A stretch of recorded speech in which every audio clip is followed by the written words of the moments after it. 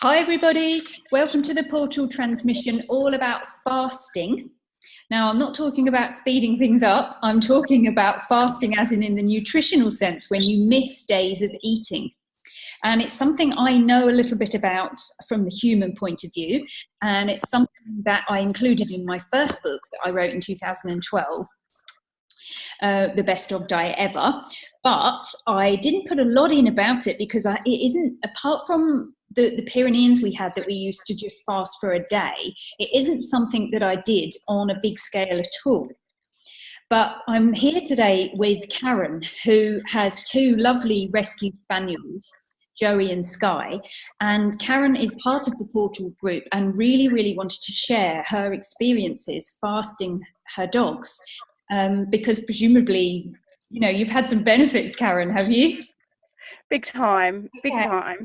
And diet is obviously something that, you know, really does contribute to behaviour for many reasons, which we maybe not have time to go into today. But, you know, even just from the logical point of view that nutrients feed the nervous system, toxins will feed the nervous system and have different influences, of course, to different nutrition. So let's hear from Karen. She can tell us a bit more about Joey and Skye and how you came across them and your journey, really. Okay, I very much am glad to be here. So yes, it has been a fascinating journey. Joey and Skye basically found me, and it was a struggle. They wouldn't eat. The first issue was obviously finding them something like it that they would actually eat. They would eat kibble, but for a day. They would eat pedigree chum, but for a day. And then they wouldn't eat anything at all. So my search was on, and it led me to raw feeding. So I felt I was doing everything right. They initially, I managed to find a gamekeeper because they would find dead things out on walks and eat them. And I thought, and eat them with relish, you know, like dead rabbits or dead pheasants. And I thought, oh, we're onto something here. Obviously, how practical that was, I didn't know. I did find a gamekeeper who would sell me the pheasants at one stage. Not in any big scale. The main feeding routine was the packets of commercial complete raw food. I'm going to just ignore that. Okay. So that was the journey. But again, we would eat. Do you want me to wait till it finishes? I don't mind. If you can hear me, I'll speak over it. Yeah. So that was what we fed. But they would, again, with the packets of raw food, they would eat them for a few weeks and then turn their noses up at them. I had all sorts of health problems with them. The vets actually thought I was onto a complete and utter loss with them, and said they would not show any sign of good health until they were, you know, 2 or 3 years, because they'd struggled so much as puppies. If I knew what I know now, they wouldn't have been fed all the antibiotics and all the wormers and all the, you know, the vaccinations and everything else that they give them, you know, even when they're poorly.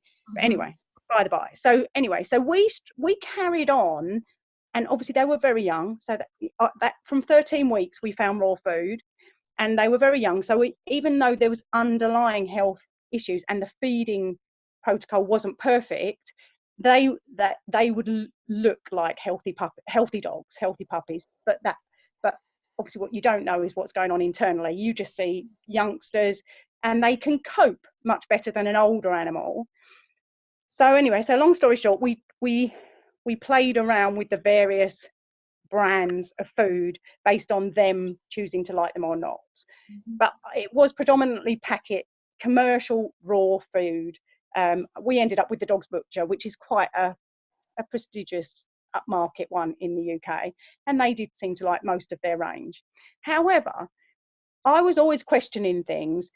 They had their last vaccinations at 18 months, and that I wouldn't have given that, except that I had to go abroad for 6 weeks, and my friend, who was an official pet boarder, but it was on her farm, couldn't take them in because of a license issue without them being up to date with vaccinations. So anyway, so I had to humour that. But anyway, long story short, I'm trying to think. So yeah, I carried along that happy line, but there was still, they didn't have really glossy, shiny coats. They'd have cuts and scratches, and Joey definitely had behaviour issues. There was like, his behaviour definitely seemed to deteriorate, and you wouldn't be able to see what it was. He went from being like a rambunctious puppy, confident, to actually hearing noises and panicking on a walk. It was literally a panic. Skye put on weight. Oh my gosh, big time. And the less I fed her, the more weight she seemed to put on. And then she had tummy problems. This was the real issue that led me to question and question and question.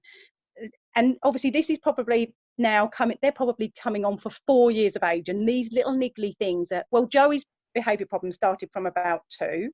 Skye's tummy issues, she always used to puke up bile every now and then, and if you go on any raw feeding Facebook group, they'll tell you that's quite normal. Just feed them more often. And anyway, so I did what I was told, ventured down the supplement route, tried everything along the supplement route. To a long story short, the dogs weren't getting any healthier. And they're like, can you just twist it slightly up so that the camera, that's it. Otherwise we only sometimes half see you. Okay. That's all right, sorry. Carry on. So we're a year ago then, let's bring us up to a year ago in May. So we're now April, a year ago last May. I was really struggling with Skye's tummy. She was getting me up every night in the week.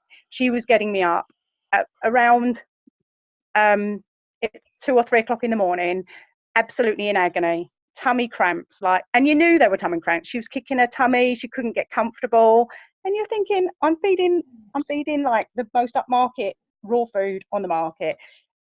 This isn't right. So again, I searched and searched and searched and searched, and luckily life has a way of taking you to the right person. And I ended up finding a lady in the States called Nora Lenz, and she has a website, I'll plug it, which is called nomorevetsbills.com. That's the information that has changed our lives, so it might as well change all the PAWTAL members' lives. And you will find out more information there, obviously. But so what happened? The first thing, she sells an ebook. It's not her whole philosophy is not about making money. She has done this fantastic informative ebook that you can buy for I think it cost me £7.50 or something. It's like $10. So it was a no-brainer. And she's got all sorts of free blogs on her website as well. So I think I must have delved into a few of them before spending the whole £8 or whatever. But anyway, the booklet goes into everything about the fasting and how valuable it is for the dogs to fast. And I'm like you, I had learned a lot about fasting from my health point of view, but I'd never been able to do it. I'd been able to do 12, 18 hours, and then my mind was going crazy, you're starving yourself to death, this is crazy, eat something. And I would. so the whole thought of having to have been able to fast Skye and Joey was definitely a mental barrier. And if you go into any of this, everybody has this struggle. And so anyway, so that was the first step. But Skye's problems and Joey, his behaviour was just erratic, and he was everywhere, and there was nothing you could actually pinpoint. And Skye's tummy was not getting any better. And I took so I took her. You've got to take them to a vet, haven't you, to make sure there's nothing underlying that is going to come. So I did that. I thought, come on, there is something seriously wrong. Let's go to a vet and make sure we get every investigation done so that there's nothing. And then I know I'm dealing with a food or some other issue. So I did. The vet thought it was going to, you could just tell that the vet was convinced it was going to come back with something, pancreatitis or something like that. So they didn't, but it didn't. And it came up with her, she had slightly high protein. So they're blaming the raw food for that, of course. But and he told me to go away and buy I'm trying to think of what the chappy, you know, the one that vets recommend, chappy tinned food. So I sort of, my attitude was like, yeah, right, that is never going to happen. And off I went, and that was it. So that's where I then was searching for some answers, and that's obviously hence where I came to this website. And so first of all, when you're finding out about a new philosophy, what do you want to, and you're talking about your precious dogs, what's your first issue? It's like, how safe is it for them? Where's the research to back up what you're saying? So I did all of that, and I went back to her. And the beautiful thing is, when you spend this big $10 on her ebook, she's happily on a one-to-one email relationship with you. It's all about the dog's health as far as she's concerned. So I emailed her every single question under the planet, before I'm going to embark on this theory. And she she sent me answers, which was amazing, but she couldn't back it up with any science, because like anything that's natural, no money's put into it because of it not being financially viable. So she basically said to me, at the end of the day, Karen, the only way you're going to find out anything is sleeping. And obviously that she was right. That's all you could do. You had to test.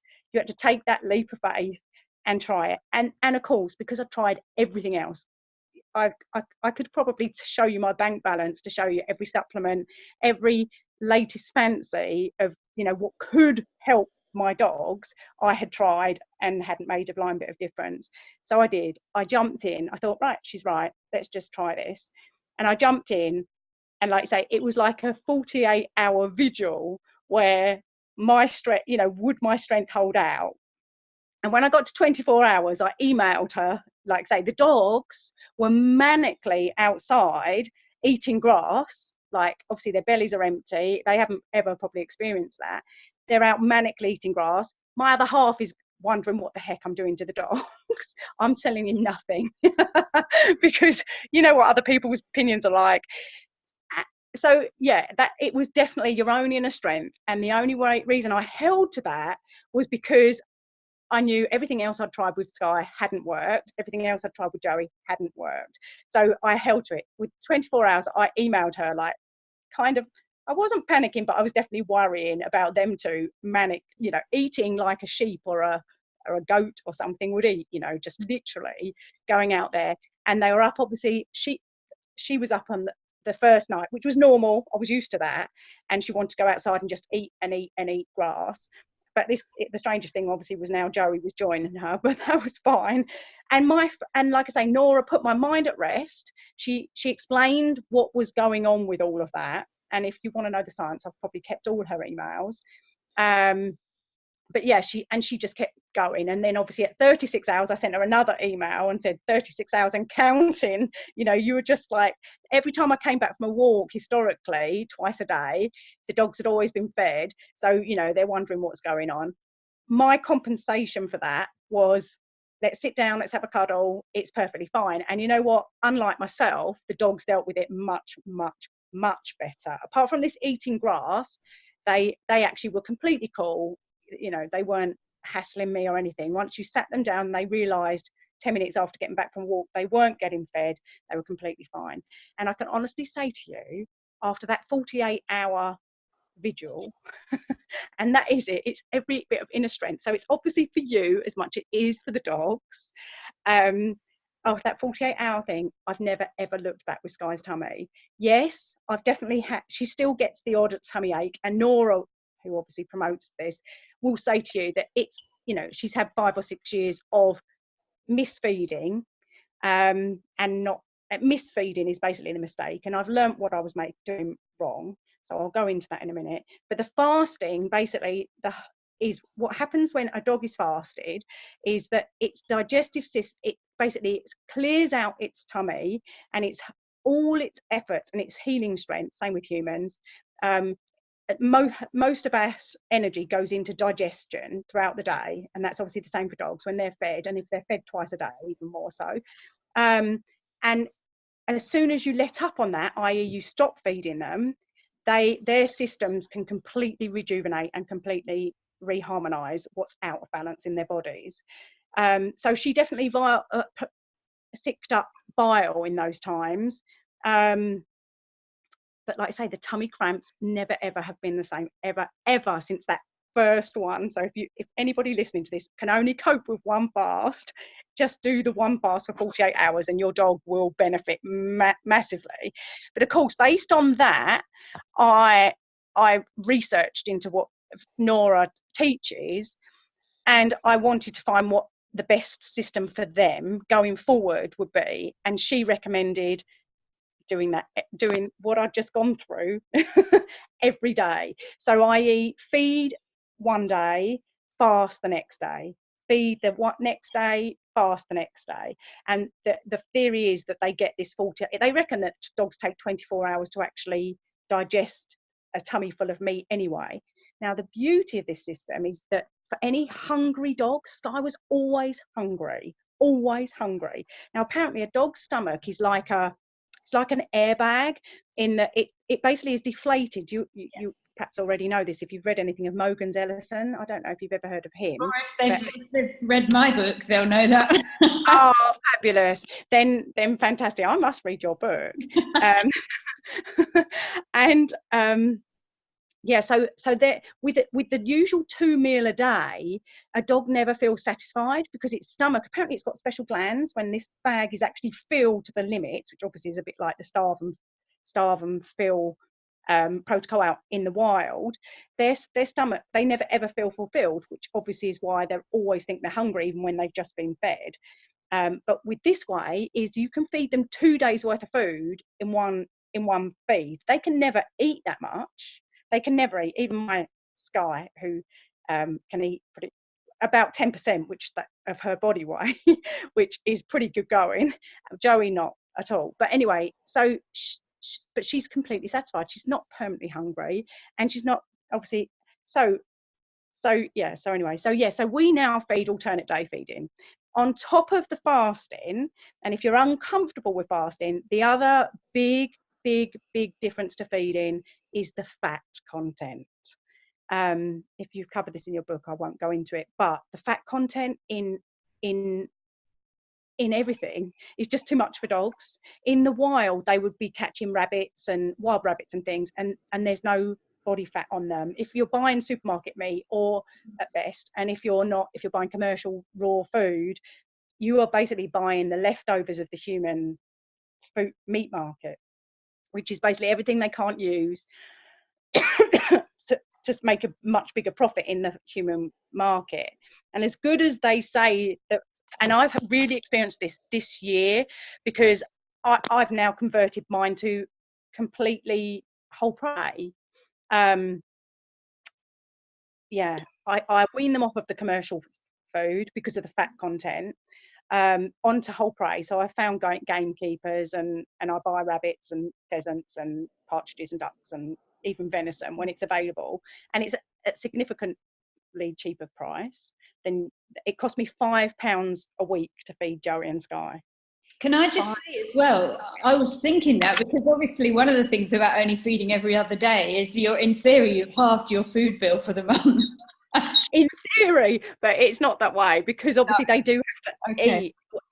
They do have to eat as much, or almost as much. But the beauty of the fasting is the systems get more efficient, and they can live on much less. That was my problem with Joey in the early instance. I don't know if you saw much of him, but he's very finely built. Skye's much chunkier spaniel. Joey's very fine, and I've always heard people's comments about his weight problem, and obviously when I started fasting them, you can imagine their thoughts about his weight problem intensified, and mine did to a certain extent. Within 2 weeks, I was basically just feeding him. He's not a gorger. Skye's a gorger, so she knew immediately, let's just eat as much as I can because I'm not going to be fed the next day. But Joey didn't. He was still into the habit of 2 meals a day. She'll fill me up, whatever. And I wasn't. For the first 2 weeks, I was just allowing him to eat when the food was down, then taking it up, and then 2 days later putting it down again. And of course, he got skinny like I can't tell you. So I panicked, and I would say down to my own inner strength at that time, and I definitely wasn't comfortable with it. And I I've been in constant relationship with Nora since this, and obviously emailed her. She was never concerned, but no way, it wasn't comfortable with me. So I thought, I'll feed him every day. He'll still be on whole prey, but I'm going to feed him every day. But interestingly enough, 3 months after Skye had been continuously fed, fasting, alternate day feeding, they stood next to each other, both of them. Skye's coat was glossy, rich, her liver colour, rich dark brown, and he stood next to her. It was wiry, fluffy. It lacked the texture and the colour. It was a no-brainer. It was like, oh my God, you know, there they are standing next to each other, one on the fasting protocol and one not. And there was no, so from there on, I've never looked back, and I've ignored the whole thin thing. And we've worked it out. Some days I give him extra, some days I don't. And, you know, and I just watch him. And that's the beauty of this type of feeding is, and to be honest with you, health-wise, they are much better thinner. Yeah. Well, I actually had a conversation with Dr. Conor Brady about this once, and I do think that as a nation, we've got very used to dogs being bigger than they actually biologically should be. And so, of course, as soon as they get a little bit thinner, we almost feel a bit guilty and like something might be going wrong. But actually, they're supposed to have some kind of shape to them. And one of my very good friends, the registered vet nurse, Rachel Bean, you see her Labrador and she is the absolute picture of health, but so many people would look at her and say, oh, you know, she's thinner, and it doesn't help that she's a Labrador. So of course most Labradors are being seen as much bigger, but you know, I think there is definitely an element of understanding that we need to have as dog owners into, you know, what is actually a biologically appropriate weight for a dog. And for many dogs, we are seeing them as, you know, we think they're thinner, but actually they're not, they're healthy.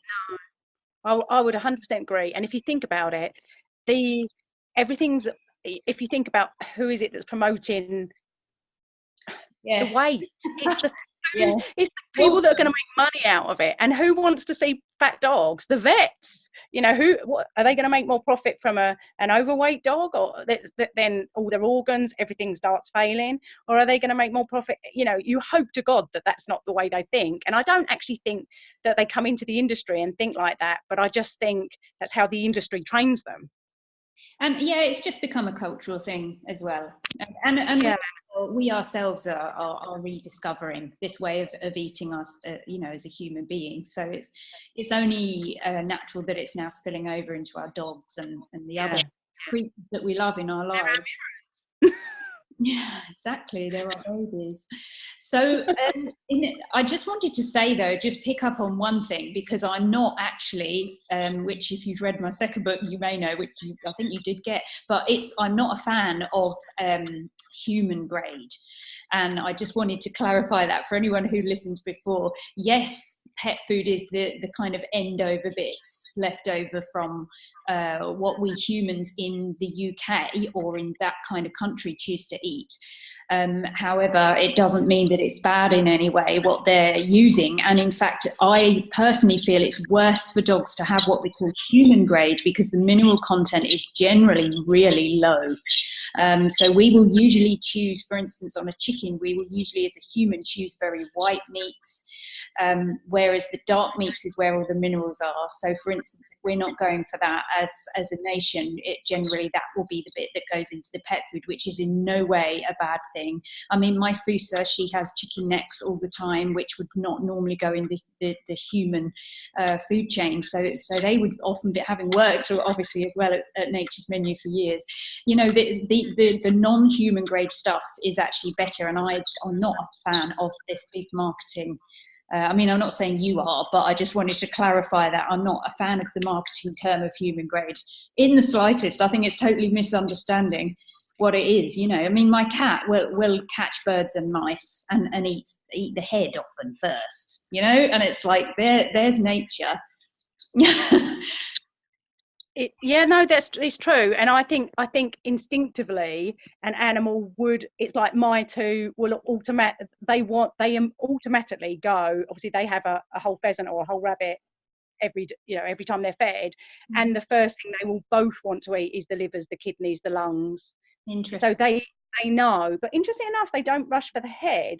They tend to leave heads and wings tend to be left till the last, and and if there's meat, again, I would recommend you reading Nora's, and I can email it to you, so you don't have to even pay the $10 or whatever. But I would recommend you reading her booklet on her theory. She does definitely feed her human grade, and she does recommend that you go to the supermarket. It could be more because of the American. Obviously, with me, she thinks I'm like the luckiest person on the planet because I've got access to wild, natural whole prey, which is as near to the wild model as you could possibly get.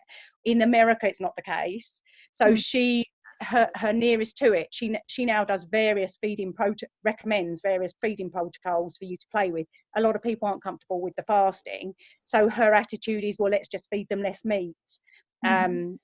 And she will then be promoting plant matter, so which she believes is dogs' secondary food. See, mine wouldn't touch plant matter, but if I fast them, so if I fed them today, tomorrow would be a fast day, and then we're now introducing a plant matter day. So they're actually going 3 days before they have meat again. And I cook up butternut squash. She says that it's like simple sugars that a dog system can use.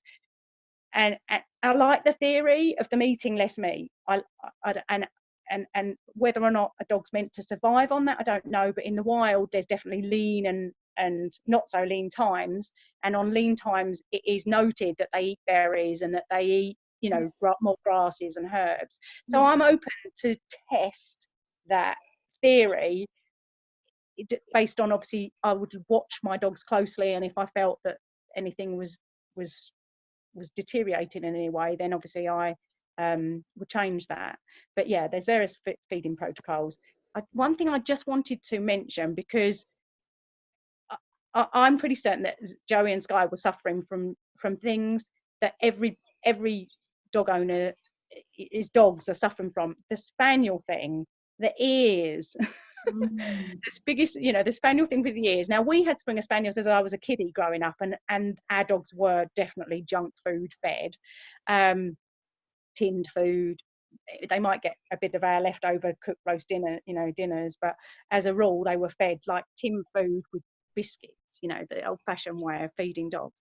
And our spaniel had ear problems, and the vet, we had an old school type vet in those days, and he said to cut the fur around the inside of their ears, because he felt that the ear couldn't breathe so well. So at that time, I knew how to cut hair, so I used to trim round all his ears, and we never suffered with any problems with him ever again from just cutting, on a sort of, when it looked long basis, we would just cut round his ears.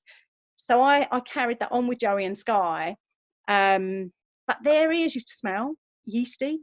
And they definitely had evidence, this is before fasting, by the way, that their ears definitely had evidence of, like the little brown, the black browny stuff that you see in dogs that I was just assuming that's dirty ears. They go rummaging through fields and stuff. And it was interesting because recently, maybe a couple of months ago, Nora wrote an article on ear infections and inflammation, and I thought, oh, that's funny, I haven't even thought about their ears. And I looked inside, and like I say, I do still cut their ears if I think about it, when I'm doing their nails or whatever. But I looked inside, and their ears were completely clear, no smell, no, that doggy, I guess it's a yeasty smell. I hear that floating around somewhere. But there was nothing. I looked into both their ears and thought, oh my God, they're as clean. They're clean, probably cleaner than mine. For sure. You're fast. So there you go. So that's interesting. You just changing the diet, tweaking the diet, cutting the fat off. That's a big thing, because you would have thought the wildlife. I've had this issue with Nora, because I said to her about taking the skin off and fat off of the wildlife that I buy in, and she said, Karen, I actually personally think if they were my dogs and they like it, I would leave it on. So I thought, okay, I'll try that. And I let them both have a pheasant. Joey, I don't have to worry about so much. Skye was the problem with the fat issue, and let her have the skin and the fat, what was on it. And the next day she was puking bile. She was puking up yellow bile. So I thought, that's it. I emailed Nora and said, no way am I feeding that. And so she said, perhaps Skye's not totally healed, which is why that's causing an issue. And I'm open-minded to believe that's probably true. It's such a long-term problem. In a year, maybe it hasn't totally healed. But as soon as I took off the skin and the fat, any excess fat on the pheasants, Skye, no biles, Yes. or whatever. So anyway, I do want to go back and just highlight about the many health issues other than the ears so Skye used to have. I couldn't leave Skye for more than 3 or 4 hours without having to run back, get back here to give her a pee break. She just, and at night times, I would have to get up in the night to take her out because she would need to go to the toilet. So I've come to the summation that was obviously like an incontinence problem. You read all sorts of things that when they're neutered, that can cause all sorts of problems. But I can safely say to you now, I have to nag these two to actually, obviously they're walked, they are given very long walks. I've prioritised their exercise. They are given long walks, off lead. We are surrounded by the dream surroundings of countryside and fields and there's wildlife, and they chase and have the ball time of their lives. And that's 2 hours in the morning. And then if they're lucky, today it's a feed day, so I will not exercise them because their tummies obviously are eating and digesting. So I let them have a rest day today for the afternoon. And then tomorrow morning they'll be out, but tomorrow afternoon they won't have eaten. So I will have them out for an hour or so in the afternoon and then the next day until they're fed again. I actually have to, so they come back from the morning walk and they don't need to go to the toilet, even to go out for a pee break until 4 or 5 o'clock in the afternoon. If you try to get them to go out for a pee break before then, not interested.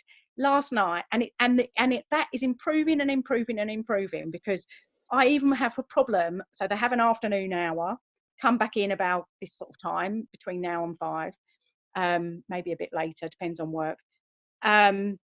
They then, when I try to get them to go out for a pee break before bedtime, they're not interested. They do not want to go out for a pee break. They do not need to go. And obviously I'm concerned, because I then think, oh great, they'll wake me up in the middle of the night and want to go out. No way. Even in the morning at 4:30, I try and take them out for again. Neither of them want to go out for a pee break. So their systems are so much more effective. It's so much more effective. Okay, so itching. Oh my God, Joey used to itch. And both of them, that when they were groomed, and Skye gets clipped, Joey not so, he's got a fine coat. When they got clipped, they would have like a cat's cradle. Do you know what, like a dry skin? I've since found out that that's actually a dry way of the body, the skin's way of detoxing. Yeah. But when she was, I remember, so it must have been this time last year, just before, so she's usually clipped in April sometime, and we started the fasting in the May. She was clipped, and I looked at her skin and I said to the groomer, I said, oh my God, is she lacking oils? That was my first thought, is she lacking oils? Oh my God, I'm not adding oil into the diet.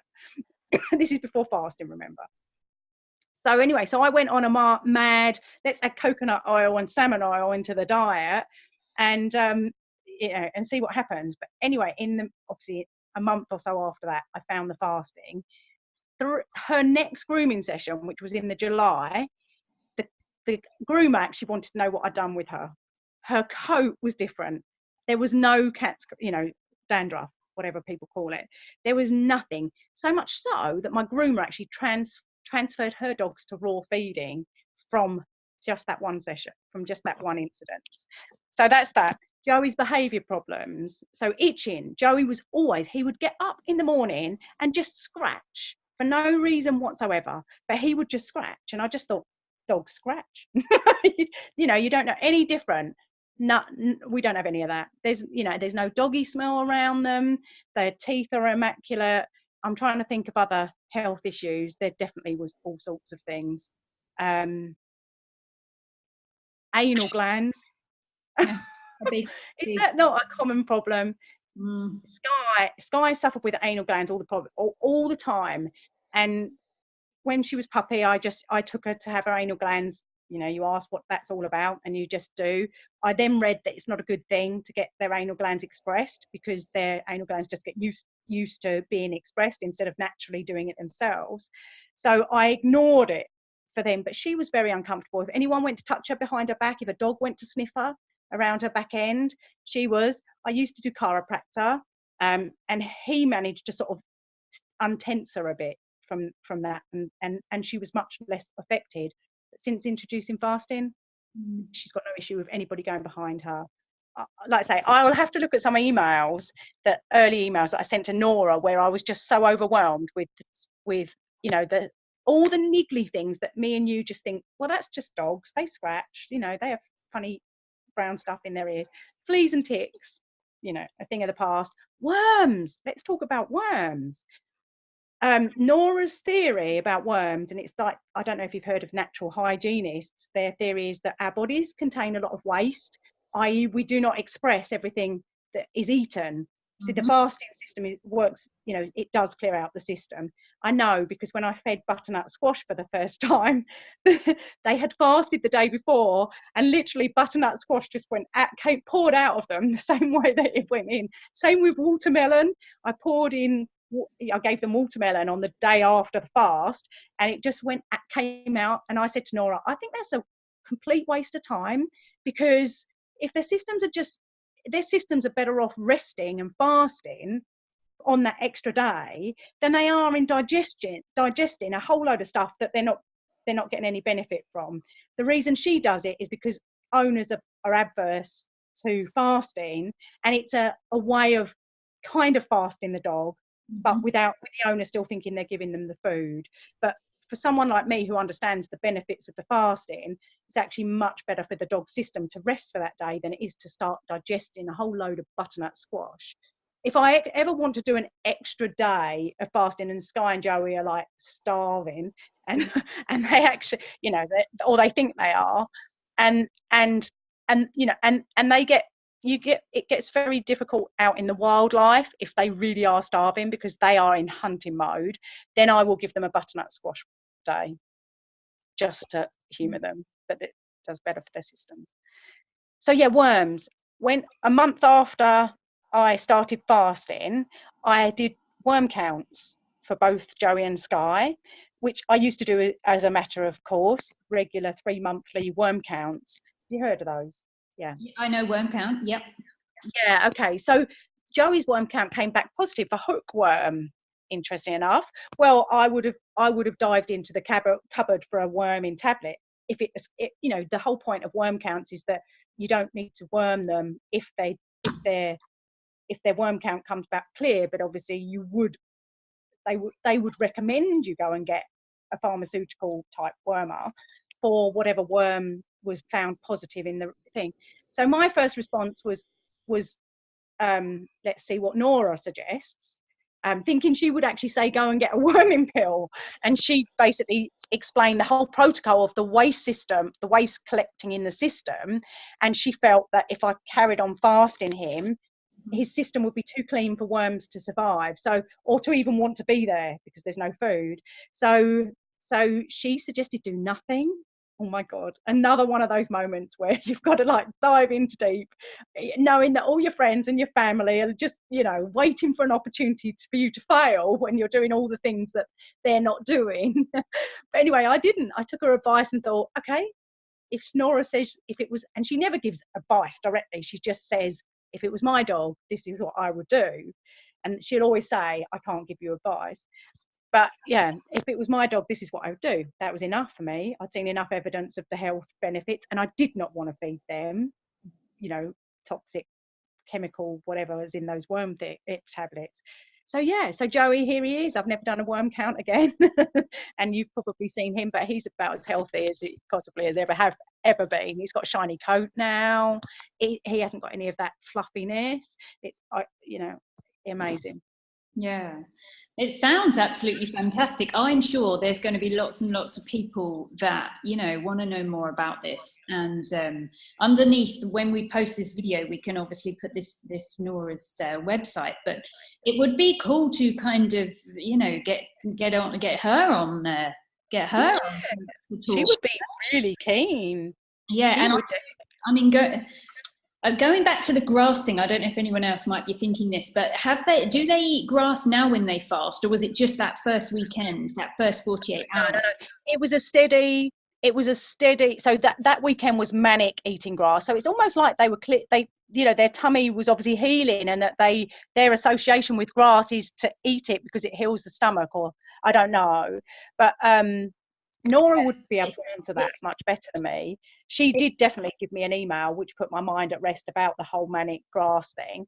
But they still eat grass. You know, it's spring here and the grass is growing gorgeous, you know, and they are fussy on the grass they pick. But, you know, they are out there like connoisseurs. And, you know, there's some grasses that they'll stop on a walk and it's like, oh, hold on a minute, we're eating here. Yeah. And they're both, you know, and it tends to be that sort of sharper, you know, that it's not like grass that I've got on my front lawn or anything. It's grass that's wild grasses, and it's, you know, a specific type of, you know, it's more coarse. It's for a grassing thing. So yeah, they still eat grass, definitely. I'm trying to think if there's anything else on the fast days. On the actual fasting days, are they eating the grass, or are they just doing it all the time? No, they're just doing it. Yeah. If I took them out there now and there was grass, they would just eat. So it's not manic. Like on that first fasting day, it was like it was like, you know, I have got to eat this. So it was obviously, there must have been chemicals and reorganization going on in their system that I believe they probably didn't know what was going on. And so grass was like what they turn to for healing their system.